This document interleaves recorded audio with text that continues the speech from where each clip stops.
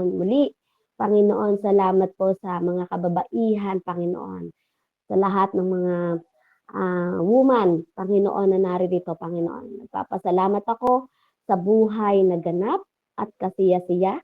Salamat sa oras na ito, Panginoon. Ang oras na ito ay punong-puno, Panginoon, ng kasaganaan, punong-puno ng kagalingan, punong-puno, Panginoon, ng kapayapaan, punong-puno ng kalakasan, Panginoon. Lord, gawin mo, Panginoong, pagtagpuin mo, Panginoon, ang bawat espiritu, Panginoon, ng naririto, Lord God, pagsama-samahin mo, Ama, maging daluyan kami sa bawat isa ng kalakasan, Panginoon, in the mighty name of Jesus, Panginoon. Hindi ko po alam, Panginoon, kung ano ang sitwasyon, Ama, ng aking mga kapatid na kababaihan na naririto, Panginoon. Pero salamat, Panginoon, dahil may isang Diyos na nakaalam at nakababatid, Panginoon, kung ano po ang pinagdaraanan ng bawat isa sa amin, Panginoon. Hayaan mo, Panginoon, na maidulog namin, Panginoon, mailatag namin, Lord God, ang aming mga puso, Panginoon, Lord God. Hayaan mo, Panginoon, na ang mga salita mo, Panginoon, ang patuloy na maitaas, Panginoon, ang salita mo, Panginoon, ang magiging pundasyon, Panginoon, ng bawat kababaihan na naririto, O God, in the name of Jesus, Panginoon, Lord. Patuloy mong katatagpuin ang bawat isa sa amin, Panginoon, Lord, at patuloy mong pagpapalain, Panginoon, ang platform na ito, Panginoon, in the mighty name of Jesus, Panginoon, Lord. Gamitin mo lamang ako, Panginoon, kasama po ng aking mga kapatid na naririto, Lord God, sama-sama po kami na nagpapakumbaba, Panginoon, at patuloy na nagpapalinis. Humihingi nga po, Ama, ng kapatawaran, Lord, anuman ang mga nagawa namin kasalanan, Panginoon, Lord God. Patuloy, Panginoon, na idinudulog namin ito sa iyo, Panginoon, Lord God. Only say a word and we shall be healed in the mighty name of Jesus, Panginoon, Lord God. I-healed mo, Panginoon, yung mga puso, Panginoon, na may pagkawasak, Panginoon. I-healed mo, Panginoon, yung mga kaisipan, Panginoon, na patuloy na nakakaranas ng kabalisahan. Panginoon, i-healed mo, Panginoon, yung mga physical na mga katawan, Lord God. Dahil sa dami ng mga ginawa, dahil sa dami ng mga kapaguran, Panginoon, maghapon, still, Panginoon, kami, Panginoon, ay taas noo na ikaw, Panginoon, na ipinagmamalaki sa buhay ng bawat isa ngayong gabing ito, Panginoon. Salamat po, Ama. Mangyari nawa, Panginoon, ang kalooban mo sa gabing ito, Panginoon. Gamitin mo po ako, Panginoon, Lord God. Itago mo ako, Ama, sa iyong likuran, Panginoon. Wala po akong itataas. Panginoon, ikaw lamang po, Panginoon Jesus. Gamitin mo akong instrumento, Panginoon. Ano man, Lord God, ang salita, Panginoon, na mahayag, dalangin ko na magkakaroon ng rema, Panginoon, sa bawat isa na naririto, Panginoon. Salamat po, Ama. Sa iyo ko po, Panginoon, ibinibigay, Panginoon, ng pinakamataas na papuri, pagluwalhati, pagdakila. In Jesus' name, amen and amen. Ayan po. Maraming salamat po sa bawat isa. Pagpasensyahan niyo po ako kung medyo ako po ay mag-uubo-ubo pa ng konti. Ano po? Para po kasing parang virus po yung dumapo po sa amin. Ako na lang po, kasi po ako, ang tagal ko pong hindi nagkakasakit, pero pag po ako ay nagkasakit, talagang ang tagal din pong gumaling. Pero ang dami-dami ko na pong nagawa buong maghapon. Glory to God po, ubo lang po yan. Amen? Sige po, tayo po ay mag-aral na po ng salita ng Diyos. At nawa po ang bawat isa ay naririto at patuloy na na mabigyan po tayo ng karunungan ng ating Panginoon. Amen po. Tulungan niyo po ako na magbulay po ng salitang ito at inaasahan ko po yung participation po, yung ating spiritual ear, yung ating spiritual heart, spiritual eyes, di po ba? Patuloy po natin gamitin. Amen po. Sige po, tayo po ay magbukasan po sa Mateo chapter 9 verse 7 to 12. Sige po, anyone po na nais pong magbasa?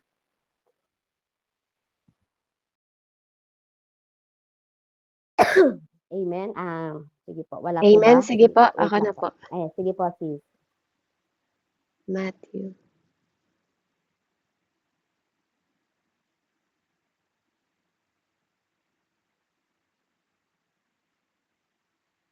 Dahil lang po. Matthew 19 po. Hallelujah. Verse 7 to 12, sabi po dito, Tinanong siya ng mga Pariseo, kung ganon, bakit inuutos ni Moises na bigyan ng lalaki ang kanyang asawa ng isang kasulatan ng paghihiwalay bago niya ito palayasin? Sumagot si Jesus, ipinahintulot ni Moises na hiwalayan ninyo ang inyong asawa dahil sa katigasan ng inyong ulo. Subalit, hindi ganoon sa pasimula. Ito ang sinasabi ko sa inyo. Sino mang lalaking humiwalay sa kanyang asawa, maliban kung ang asawa niya ay nakikiapid, itinutulak niya ang kanyang asawa na mga lunya.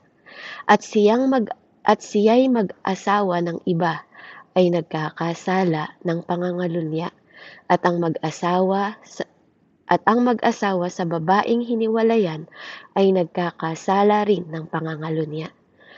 Sinabi naman ng mga alagad, kung ganyan po ang kalagayan ng lalaki sa kanyang asawa, mabuti pang huwag nang mag-asawa. Sumagot si Jesus, hindi lahat ay kayang tumanggap ng aral na ito, kundi sila lamang na pinagkalooban ng Diyos. Sapagkat may iba't ibang dahilan kung bakit may mga lalaking hindi makapag-asawa. Ang ilan ay isinilang na may ganitong kapansanan. Ang iba na may hindi na kagagawan ng ibang tao. Mayroon namang hindi nag-aasawang alang-alang sa kapangyarihan ng langit.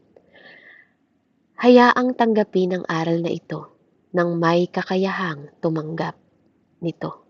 Salamat po sa salita ng Diyos. Amen. Salamat po, Sis Debs. Parang ang ganda-ganda po ngayon ng boses ni Sis Debs. Amen. Ayan. Ako'y natuwa sa boses ni Sis Debs. Amen. Glory to God. Sige po, tayo po ay ang title ko po dito ay yung When the Heart Hardens, the Home Breaks. Ayan. Kapag po tumitigas ang ating puso or pinatitigas natin ang ating puso, kasama po niyang nawawasak po ang ating tahanan. Amen.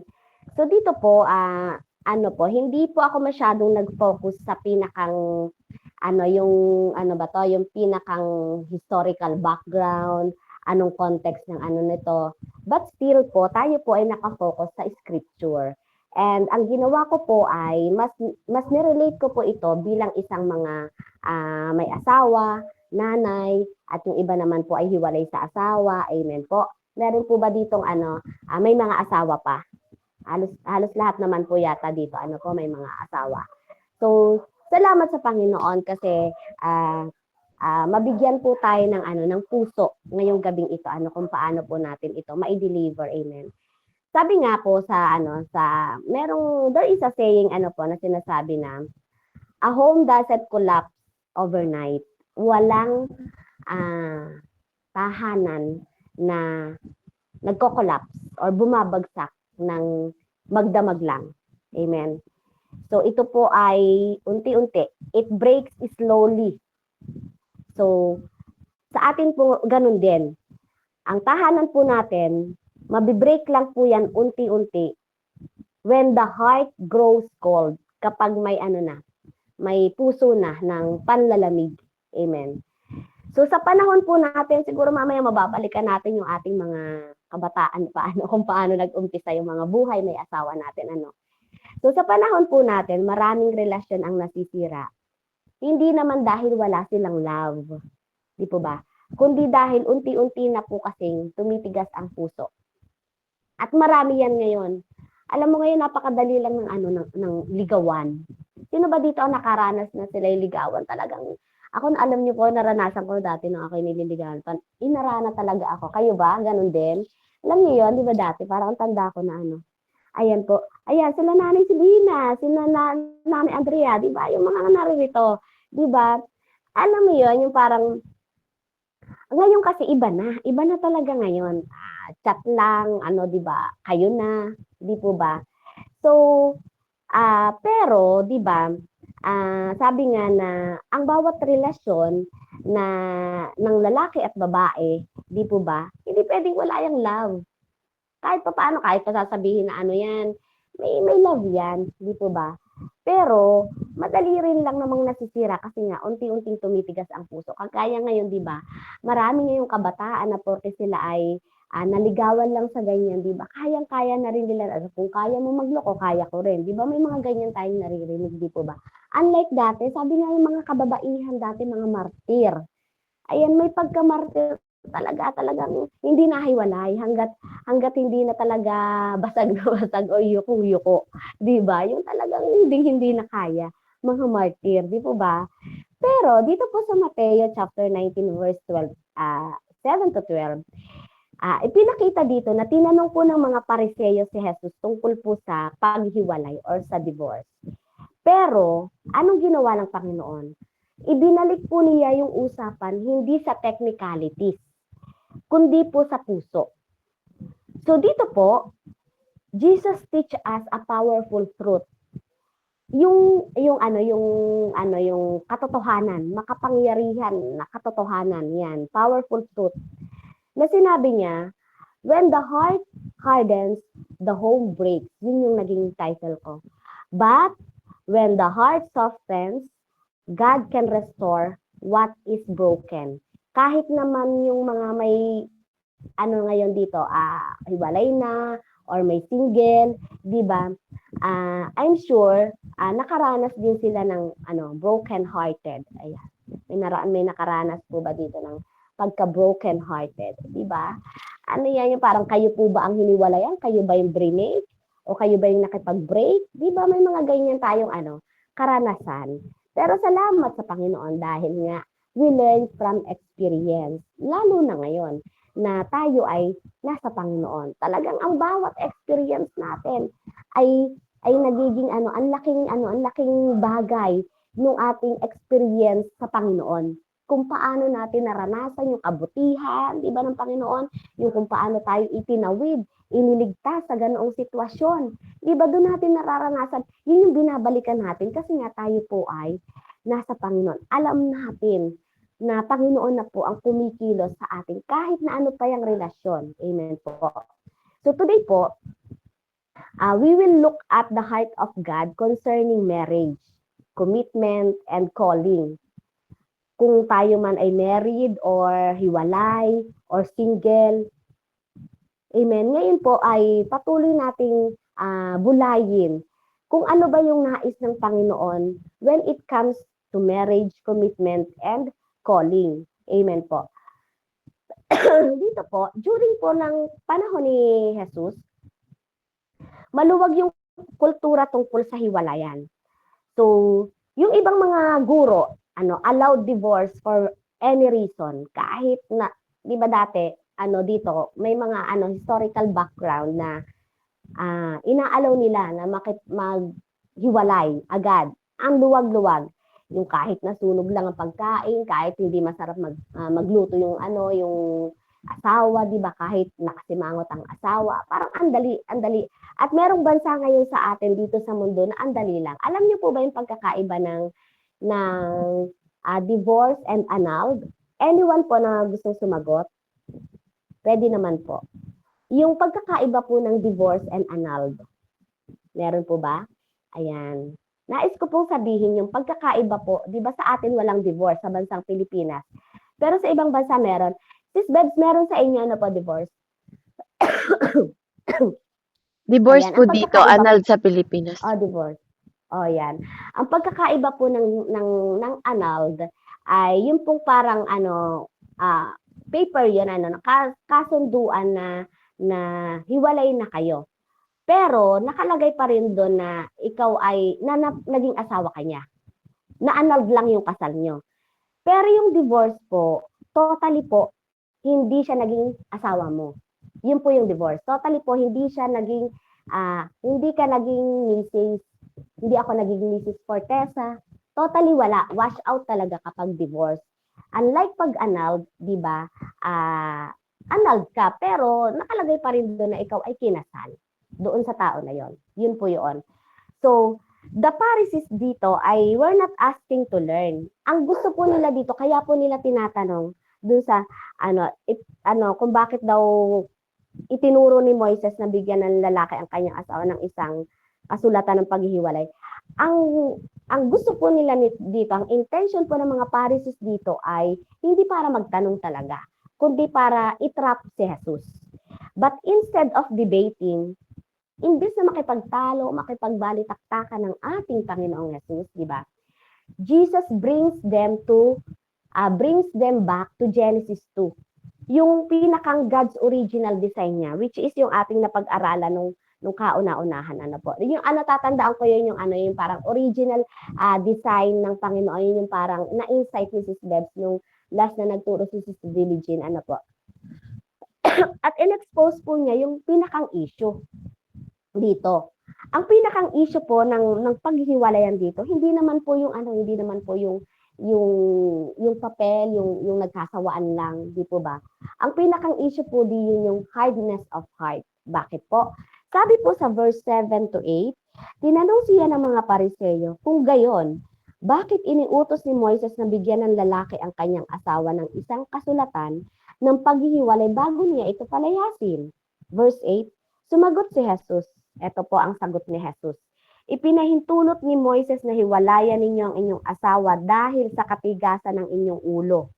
Subalit hindi ganoon sa pasimula. So, ibig sabihin, dito po because of the hardness, sa English po, because of the hardness of your hearts, Moises permitted you to divorce. In English translation po yan. So, dito po, sinasabi po dito, bakit daw yung kapag when the heart is hardened, when the heart hardens, the home breaks. So bakit daw? Kasi kumbaga parang ano yung nangyayari kapag ganun? Kasi yung hardness po ng ating puso, it breaks relationship talaga. Jesus is saying divorce was not God's idea. Ito po ay dahil daw sa katigasan ng ulo ng mga tao. Ano po? So, ibig sabihin, the real problem po dito is not yung paperwork. The real problem po dito ay yung puso po. So, when does the heart begin to harden? Bakit daw, kailan po masasabi na yung puso natin ay nagiging matigas na?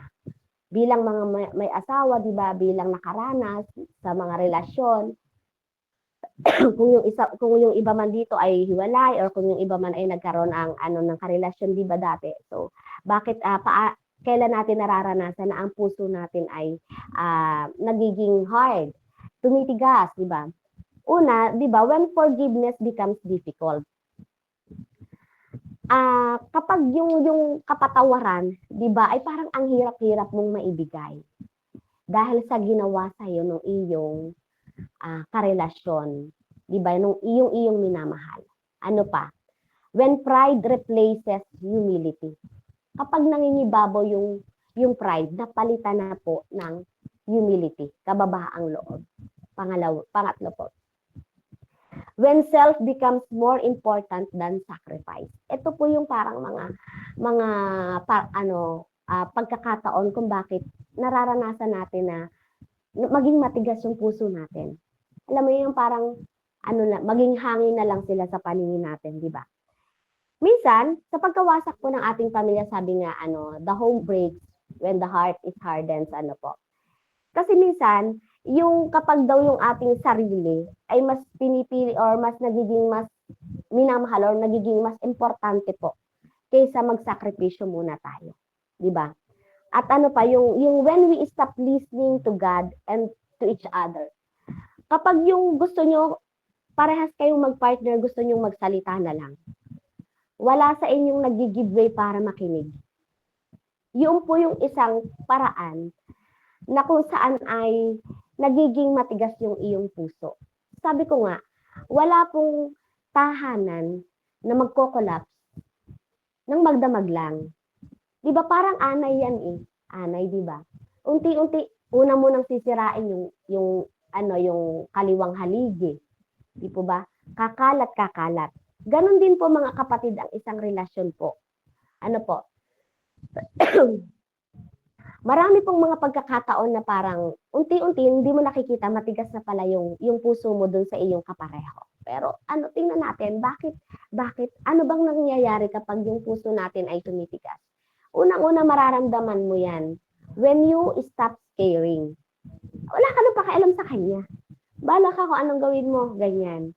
Alam mo yun, yung hinahayaan mo na lang siya. Sabi nga, di ba sa mga nababasa ko na ang babae matagal yan nagtitiis. Pero once na yan ay bumitaw, di ba? Bitaw yan. Alam mo yun yung parang kabahan ka kapag ang babae hindi ka na pinapakialaman sa iyong ginagawa. Hindi ka na tinatanong kung saan ka pupunta. Amen po. Ganyan po yung mga ano ng kababaihan, mga karakter ng kababaihan. Unti-unti nang tumitigas yung puso natin kapag tumitigil na tayo ng pagki-care natin doon sa ating kapartner. Amen. Ano pa, yung hardened heart, 'di ba? 'Di ba when we stop trying, ayaw mo na, ayaw mo nang mag-try pa uli. Ayaw mo na na gawan pa ng paraan, ayaw mo na, pagod ka na. Stop trying ka na. Parang tama na. Ganyan. Ano pa yung parang dahilan kung bakit yung puso natin ay tumitigas or nagiging sign na ang puso natin ay matigas na po sa ating mga asawa. Baka po may mga nakaka-relate ano po. When we stop hoping, ay hindi na magbabago yan. Yan na yan. Yung parang ganun. Sinusukuan na natin. Ako ay naranasan ko rin yun. Talagang naranasan ko. Talagang parang, alam mo ba, parang ano ba ito? Hindi naman to si para pagtsagaan, pagtiisan. Di ba may mga ganyan tayong ugali dati? Nung hindi pa talaga tayo binago ng Panginoon, di po ba? Nag-iisip ka na magkakaroon pa to ng pag-asang magbago. Ganyan. Ano pa? Yung when you stop praying. Alam mo, yun ang pinakamabigat mga kapatid. Na parang unti-unti dahil sa katigasan ng iyong puso, pati yung pananalangin mo at pag-asa mo sa Panginoon, in-stop mo na rin. Kasi parang puno-puno na yung puso mo, wala ka na halos maramdaman. Sabi nga, namamanhid ka na sa dami ng sakit, sa dami ng iyak. Amen? So, when the heart stops, the home begins to break. Alam mo yun, unti-unti, nawawala. Hindi mo na nakikita yung loob ng tahanan mo. Dahil sa antigas na ng puso mo. At unti-unti rin, yung tahanan mo, unti-unti, nawawasak na pala. Kung nung una, ang ganda, lagi ka nakatingin sa bintana. Unti-unti yan, parang nakikita mo sa paningin mo, parang hindi mo na na-appreciate ngayon.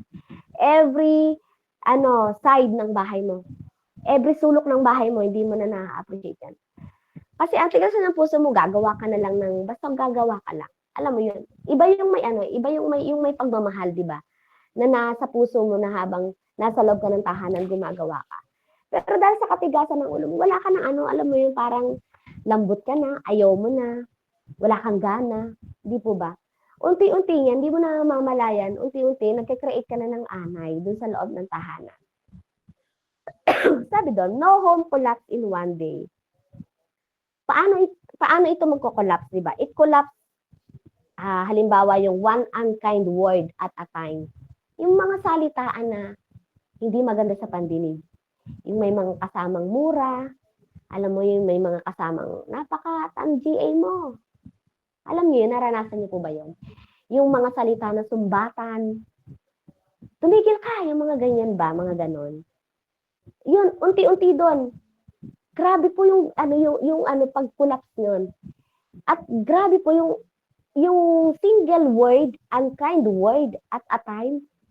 Once na ibinato mo yun, once na pinakawalan mo po yan sa bibig mo, anong kapalit nun? Tumitigas yung puso mo. Excuse lang po, wait lang po.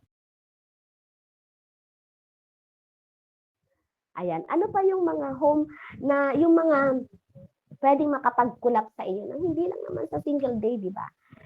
Yung mga neglected moments. Yung mga time na parang, nag-expect ka na, ikay babatiin, alam mo yun, ng anniversary nyo, babatiin or bibigyan man lang ng regalo, ng kapag may mga okasyon. Alam mo yun, 'di ba ang laking bagay nun sa mga babae. Nakaka-relate ba kayo sa'kin? Kasi po ako, importante sa akin yun. Pero hindi niyo namamalayan, alam niyo po, 'pag mga gano'n na parang ini-ignore ka ng asawa mo, na parang mas gusto na lamang niya na na yung ako'y nalulungkot sa mga gano'ng mag-asawa. Alam mo yun, na parang hindi makita sa kanila, parang nagtitiyagaan na lang sila sa loob ng tahanan nila. Alam niyo yun? Kasi nga, yung mga ganitong mga moment ay nai-ignore, nane-neglect. So, unti-unti, eto naman si babae, 'di ba, nagmumukmok, tapos yung magagalit. Ako'y natatawa kasi alam niyo po nung una naming pagsasama, napaka-vocal ko po kasi. Hanggang ngayon dala-dala ng asawa ko 'yan. Sinasabi ko sa kanya na pinapaalala ko talaga, "Oh, hindi puwedeng 'di mo ako bibigyan ng flower, ha." Ganyan ako dati talaga.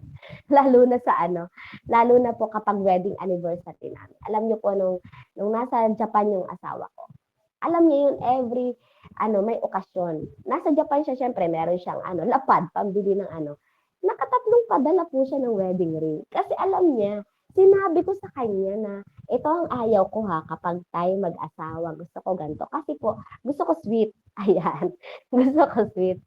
Alam niyo ba yung maganda, ang pinapatigas sa atin ng puso kasi minsan hindi hindi natin sinasabi, siguro nahihiya. Bahala siya, alam naman niya, bahala siya. Isipin niya kung kailan o kaya alam niyo yun, pero ikaw naman expect na expect, 'di ba? Yun yung mga parang neglected moment na mahalaga sa atin na parang minsan sa susunod hindi ka na aasa. 'Di ba? Ay, wala namang mangyayari, hindi naman yung magbibigay. Yung ganyan parang nakasanayan mo na lang na ganun nga ang turing sa'yo ng iyong asawa, 'di ba? At ano pa yung may mga na yun, may mga warning na parang hindi na kayo nag-uusap na na just like dati, 'di po ba? Isa yun sa mga alam niyo yung lalo na po yung sa mga OFW, napakahalaga po ng communication. At hindi ko po yung sinasabing communication na tatanungin mo lang, "Oh, kumusta yung naipaayos na ba yon? Nakabili ka na ba ng ganito?" Alam mo yung communication na parang nagliligawan pa rin kayo. Maganda kasi po yung may gano'n. Ibalik po natin yun kasi siya, nakakapagpaano ng puso natin, nakakapagpagaan ng buhay, 'di po ba? Sabi nga doon, kung ito man ay nangyayari na kung saan ay nararanasan natin yung mga ganitong pag-collapse, 'di po ba, pag-harden ng ating puso. May good news naman diyan ang Panginoon, 'di ba?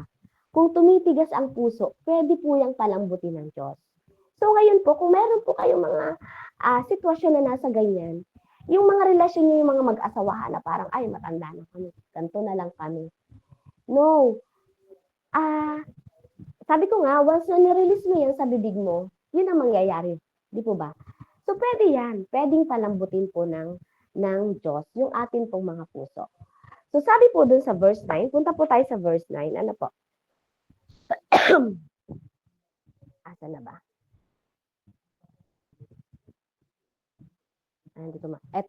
Ito ang sinasabi ko sa inyo, sino mang lalaking humiwalay sa kanyang asawa, maliban kung ang asawa niya ay nakikiapid, itinutulak niya ang kanyang asawa ng mga linya, at siya'y mag-asawa ng iba ay nagkakasala ng pangangalunya, at ang mag-asawa sa babaeng hiwalayan ay nagkakasala rin ng pangangalunya. Amen. So sinasabi po dito, God's design for marriage is lifelong covenant. Sabi doon, whoever divorces wife except for sexual immorality. So dito po, nire-raise po ng Panginoong Jesus yung standard higher than culture. So yung God's design po for marriage is sacred. Sacred po yan. Banal yan. Sabi niya, ang pinagsama ng Diyos, hindi pwedeng paghiwalayin ng tao. So ano pa yung God's design ng marriage dito na kanyang sinasabi? Yung binding siya. Ibig sabihin, not a contract, but a covenant. Di po ba? Ano pa, yung sinasabi dito pinapatungkol na God's design for marriage, yung faithfulness, even when feelings fade. Tapat ka pa rin, kahit na hindi nakamahal-mahal yung asawa mo. Kasi yun yung design ng Panginoon sa pagsasama nyo. It is a lifelong covenant, hindi siya lifelong contract. So, ibig sabihin, ang hirap sabihin sa Panginoon na faithful ka sa Diyos. Kung doon sa mga sitwasyon mo na parang discomfort yung pakiramdam mo, ay hindi ka naman nagiging faithful. Kahit pa gaano kagwapo, kahit pa gaano kaganda ang ating pong mga asawa, may mga pagkakataon na hindi talaga sila kamahal-mahal. Amen? Lalo na kung ang puso natin matigas at talagang mas marami yung pagkakataon na hindi sila kamahal-mahal. Di po ba? Lalo na yung kapag yung mag-asawa na lang ay naging ordinary na lang sa kanila na sila yung mag-asawa na lang. Di ba? Parang pointed pa ng dalawang finger na mag-asawa na lang sila. Unti-unti, kahit na yung feelings natin ay nag-fade, di po ba? Pero yung faithfulness, di ba, dapat laging naririyan pa rin. Amen? Kung tayo ay kinukulang sa pag-aalaga sa ating asawa, di ba? Pwede naman po tayong bumawi. Hindi mahalaga na tayo ang dapat laging susuyuin. Alam niyo yun, hindi rin importante na dapat ikaw lagi ang sundin. Na porke hindi sa'yo susunod yung asawa mo ay hindi ka na niya ginagalang. Di ba? Yung katapatan na sinasabi po dito ng Panginoon, yung God's design for marriage, di ba? Antindi po nung kanyang yung kanyang pagkakaano dito na sabi doon, ito ang sinasabi ko sa inyo, sino mang lalaking humiwalay sa kanyang asawa, ipinapakita po dito yung standard higher than culture. Ibig sabihin, yung dinisenyo ng Panginoon sa atin ay sa panahon na parang hindi na siya katanggap-tanggap sa ating pakiramdam, hindi na katanggap-tanggap sa ating isipan, hindi na siya yung parang nakilala mo dati, ba't nagbago, ganyan. Be faithful pa rin. Maging tapat pa rin tayo. Kasi sabi doon, nagkakasala ng pangangalo niya. Kasi pwede mo siyang itulak na makipaghiwalay sa'yo kapag ganun. Pwede ka rin niyang hiwalayan. Di po ba? So, kapag pala gano'n na once na nagiging binubuyo natin yung ating mga partner para magkasala, magalit, makagawa, makaisip ng kung ano-ano, di po ba? Pwedeng humantong siya sa pakikipaghiwalay at pwedeng humantong siya sa pangangalunya. Amen? Sabi doon, lifelong lifelong daw yung covenant. So, ibig sabihin, ano po ba yung ating promise kapag tayo'y yung vow natin kapag tayo ikinasal. Di ba? Till death do us part. So, kamatayan ang pwedeng makapagpahiwalay. Lifelong. Amen. So, hindi sinabi ni Jesus na automatic ang hiwalayan kahit may pagkakamali. He gives a reason permitted, not commanded. Pinahintulutan ng Panginoon sa panahon ni Moises dahil nga sa katigasan. Pero hindi po yun yung command niya. Kaya nga ibinalik niya yung katuruan sa Genesis 2 kung ano yung dinesign ng Panginoon sa pagsasama ng mag-asawa. May kapahintulutan. Ganyan din po sa atin. Kapag tayo tumitigas yung puso natin, pinahihintulutan ng Panginoon. Kasi ayaw nating makinig sa Kanya Alam niyo, ayaw nating lumapit, ayaw natin na idulog sa Kanya. Ayaw natin na siya ang patuloy na mag-intervene sa atin. Ayaw natin na siya ang patuloy na mag-guide sa puso natin, di ba?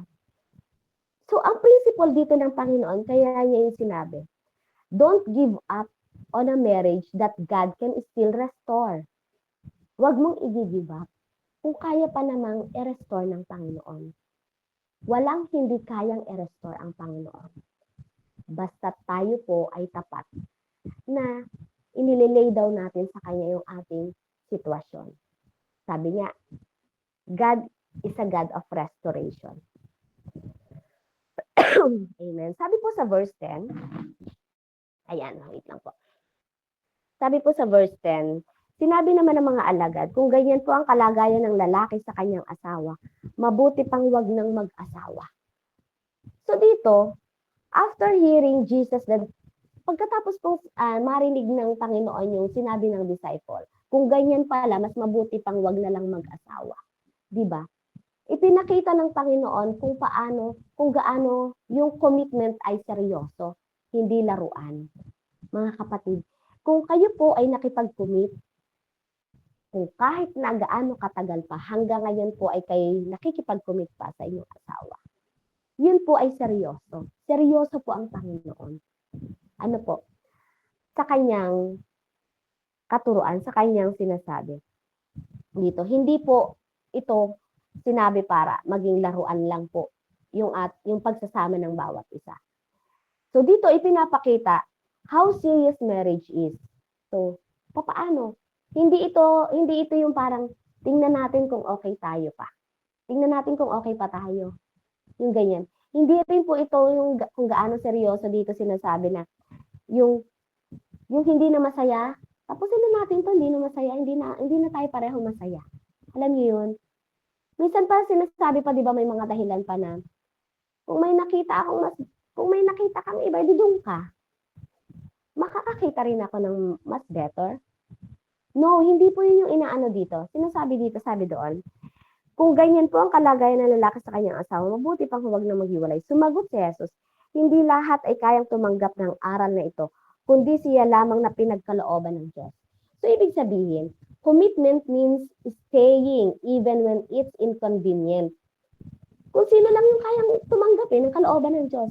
So, ibig sabihin, ang pakikipag-commitment po natin sa ating mga karelasyon, sa ating mga asawa, or kahit na kanino pa man po, yun yung pananatili mo, kahit na hindi na siya convenient sa'yo. Kahit, alam mo yung inconvenient na. Tama ba? Yung parang, ang hirap-hirap na niyang mahalin. Hirap na hirap ka nang mahalin. Alam mo yun, yung parang, and parang,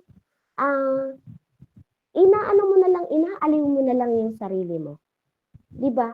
Sinasabi dito ng Panginoon, yung kaya lamang daw tumanggap kalooban ng Diyos. So, ibig sabihin, choosing the covenant over your comfort. Pipiliin mo. Mananatili ka. Kahit na hindi na comfort ang sitwasyon. Amen? Because marriage is serious. Because God is serious about love. Seryoso po ang Panginoon sa kanyang pagmamahal. Amen? Kung gaano, alam natin lahat yan, kung ano yung ginawa ng ating Panginoong Jesus. Para lamang po sa love. Para lamang tayo, sabi niya, di ba, siya yung unang nagmahal sa atin. So, ganun din po yun. Gusto rin po niya na maranasan po na ang bawat nagkakaroon ng asawa, it is a lifelong covenant, kumbaga parang ganyan. Ang gusto rin niya ay maging seryoso ang bawat isa. Ang gusto rin niya ay maging faithful ang bawat isa. Di po ba? Sa verse sinabi po doon na, hindi lahat ay kayang tumanggap ng aral na ito, kundi siya lamang na pinagkalooban ng Diyos. Sapagkat may iba't ibang dahilan kung bakit may mga lalaking hindi makapag-asawa. Ang ilan ay isinilang na may ganitong kapansanan, ang iba na may dahil sa kagagawa ng ibang tao, mayroon namang hindi nag-aasawa sa alang-alang sa kaharian ng langit. So sabi doon, not everyone is called to marriage. So some remain single by nature, by circumstances, di po ba? Yung iba naman po ay by calling for the kingdom. Sabi nga, ito nga yung parang mga, di ba sa mga Katoliko, mga madre, di po ba? So this means singleness is not a curse. Hindi po siya parang sinumpayan, kaya yan ay hindi nagkaroon ng asawa. Hindi po ganun. Hindi rin po ito second class. And hindi rin po ito kakulangan. It is not being incomplete. Yung incomplete ka, hindi po. Alam niyo po, meron po tayong kanya-kanyang purpose. Whether tayo po ay kasal or single. Your worth is in your obedience.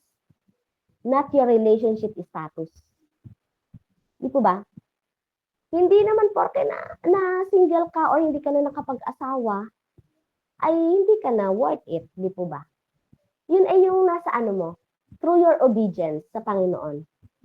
So yung marriage breaks when the heart hardens, yung sinasabi ko po dito, marriage breaks when the heart hardens, but marriage thrives when the heart submits to God. Nakakaya Basta i-submit lang natin sa Panginoon. So, para naman sa mga single, a heart devoted to God is never wasted, whether married or not. Hindi po nasasayang. Amen? So, dito po, sinasabi po dito na bilang mga may asawa or yung nagkaroon ng asawa, di po ba, yung napahiwalay, di po ba? So ngayon po, kung tayo po ay committed pa rin, check your heart regularly. Palagi po tayong magpasiyasat ng ating puso. Kasi po, seryoso po ang Panginoon nang sinabi po niya ito. Amen. So, lagi tayong magtanong at lagi nating naisip na palambutin ng Panginoon yung ating puso. Alam mo yun, break my pride. Ipa-break natin yung ating mga pride. Kasi yun nga, sabi ko nga, unti-unti, nagkakaroon na ng anay yung ating bahay, yung ating tahanan. Kapag palaging ganun ang ating mas pinapaibabaw, di ba? Choose covenant over convenience. Maniwala ka pa rin, manampalataya ka pa rin, piliin mo pa rin. Kaysa yung mga time lang na parang gusto mo lang lahat laging masaya, gusto mo ang tingin mo sa pag-aasawa ay di ba, masaya lang, di ba? Puro kilig moments lang, di ba? Hindi.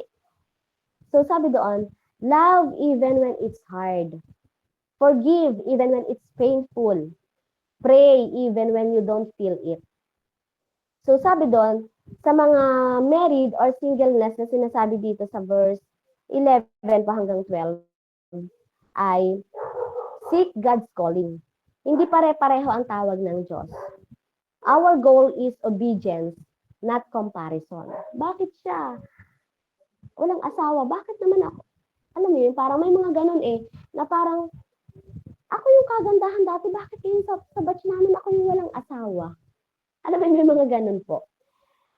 So, hindi po pare-pareho ang tawag ng Diyos sa atin.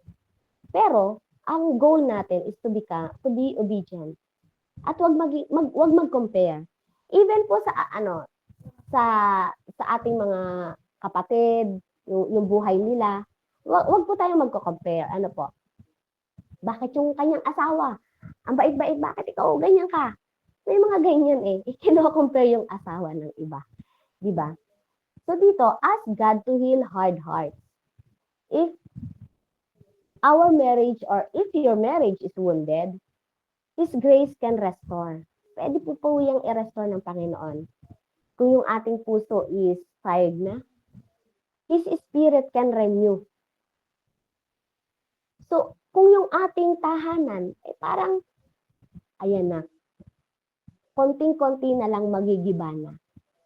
Alam mo yun, parang, ayan na, unti-unti na, naguguho na. Because of the hardened of hearts. Diba? Palagi po natin isipin na rebuild the foundation. God can rebuild the foundation. Kung ang Panginoon, magiging faithful ka dun sa covenant mo sa Panginoon, sa iyong relasyon, sa iyong commitment. Diba? Yung unti-unti na nakikita mo, ayan na, gumuguho na. Una, ano na tawag pa yan? Ang una ay bubong, unti-unti nakikita mo na, pawasak na, papunta na sa pagkawasak, diba? Kaya pa po yang i-rebuild ng ating Panginoon. Kaya pong palambutin ng Panginoon ang mga puso na matitigas na. So dito po, bilang final conclusion ko mga kapatid, nais ko po dito na, as we close mga kapatid, nais ko po magbigay ng short story, May mag-asawa po na matagal nang hindi nagkakaintindihan. Maraming tampo, daming galit, ang dami ng mga nasabing masasakit na salita. But one night, the husband was quietly washing the dishes. So pagod siya, mabigat ang loob niya, halos ayaw niyang umuwi sa bahay nila, di ba? So habang naghuhugas po siya, nadulas yung isang baso. Nahulog, tumama sa lababo, at nag-crack. Pero hindi siya nabasag ng tuluyan. Pero halatang may lamat. Kinuha po nung lalaki yung baso para itapon. Pero bago niya itapon yun, nagsalita yung asawa niya mula sa likod. Huwag mong itapon, sabi ng asawa. May crack, pero magagamit pa natin yan. At ginagamit naman natin yan, sabi niya gano'n. So, hindi lahat, sabi niya, hindi lahat ng may lamat, tinatapon. Sabi ng babae, hindi lahat ng may lamat, tinatapon. So, yung lalaki napahinto ngayon. So, at sa unang pagkakataon, pagkatapos ng mahabang panahon, tinamaan yung matigas na puso ng lalaki. And he whisper, sa sarili niya, sinabi niya, hawak niya yung baso, sabi niya, kung ang basong ito na may crack, ayaw niyang itapon. Bakit yung marriage namin, parang gusto ko nang iwan. Ilagay mo po niyo yung mga sarili niyo sa may mga ganitong sitwasyon. Diba? Na ikaw yung nagsabi na, bakit yung marriage ko, asawa ko, parang gusto ko nang iwan. Ganyan. So, sinasabi dito na yung realization na sink in sa kanya na the glass crack because it is lit. Yung baso nag-crack kasi nadulas di ba? Naano siya, nabagsak, nadulas. Pero hindi daw tuluyang nadurog o nawasak kasi nahawakan po niya agad. Nasambot niya, ganyan. So, na-realize niya na siguro nga yung marriage nila may crack at bumabagsak na unti-unti na nawawala na. Ano mo yun? But God can still catch us. Sabi niya, kaya pa rin kaming abutin, kuhain, sambutin ng Panginoon bago kami ma-break completely. God can still catch us before we break completely. So, ganun din po yung mga kapatid. Walang lamat na hindi kayang ayusin ng Panginoon. So, ito po yung exactly na sinasabi sa Mateo 19. Marriage crack, not because love disappears, but because hearts begin to harden. Alam mo yun, yung nagkakaroon ng lamat ang kasal, ang relasyon, ang pagsasama, hindi dahil naman sa one night na wala agad yung love mo, pagising mo, di mo na agad siya mahal. Hindi naman Dahil sa unti-unti, yung puso mo, matigas na pala sa kanya. Unti-unti.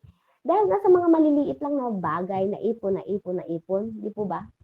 Pero salamat sa Diyos, there is no heart too hard that He cannot soften. And no home too broken that He cannot restore. Sabi doon, hindi niya hahayaan na sa mga tao na lumalapit, na ang puso ay nagpapakanlaw sa Panginoon, nagpapalambot sa Panginoon. Hindi niya hahayaan na yung tahanan tuluyang mawasak. Amen? Ire-restore at ire-restore yan ng Panginoon. Your relationship may have cracks. Merong lamat. Kung may lamat man, di po ba? Your family may have wounds. Yung may mga pamilya na hanggang ngayon magkakaaway pa rin. Mga magkakapatid, tatagal na, magkakablock pa, tatagal din, nagpapangita. Di po ba? Your heart may grow tired.